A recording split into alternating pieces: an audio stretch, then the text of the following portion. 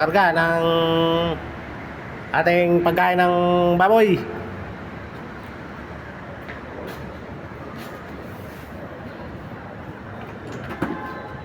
Kunako ng pagkain ng baboy. Araw-araw, itong ginagawa ko, nagdadala ko ng pagkain ng baboy ko para mga bito para makatipid ako sa pagkain.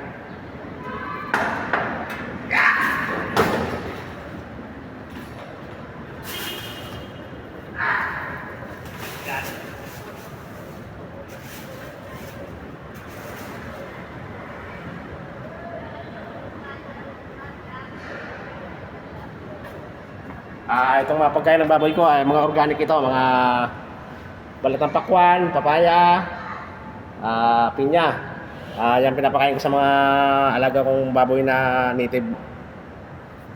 At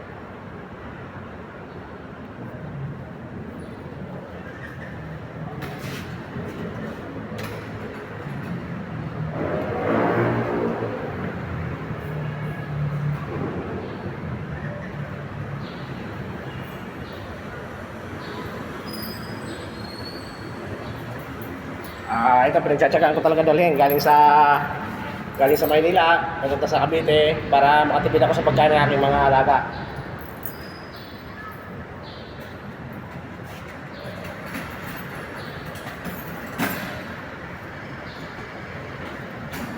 Balik natin siya. Balik.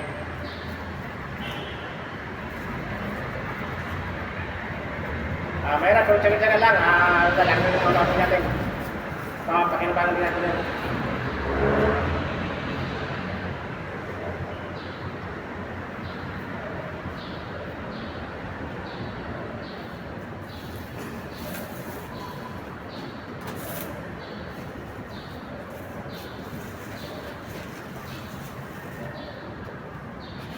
Ito, ang layo pa ng pagdadala ko nito sa Cavite pa. Manila from Cavite to Cavite. Ayan. Araw-araw to, dadala ko para makakain yung aking mga alagang bake, mga baboy na native. Yan. Sobrang mahal kasi ng pagkain ngayon na hindi na sapat na lagi tayong bibili. Yan.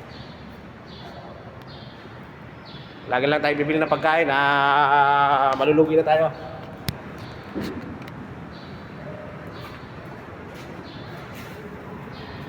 Tagang-tsagaan lang ang pag-aalaga ng mga pig.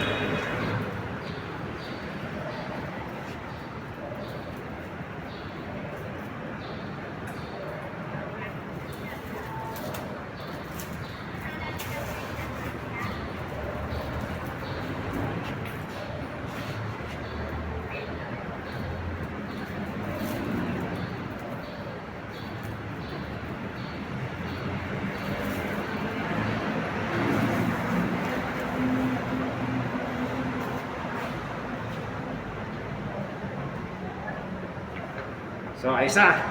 Ready na tayo. Pauwi na tayo. So, may ilalagay natin ng tape. Lagyan natin ng tape para hindi siya mahulog.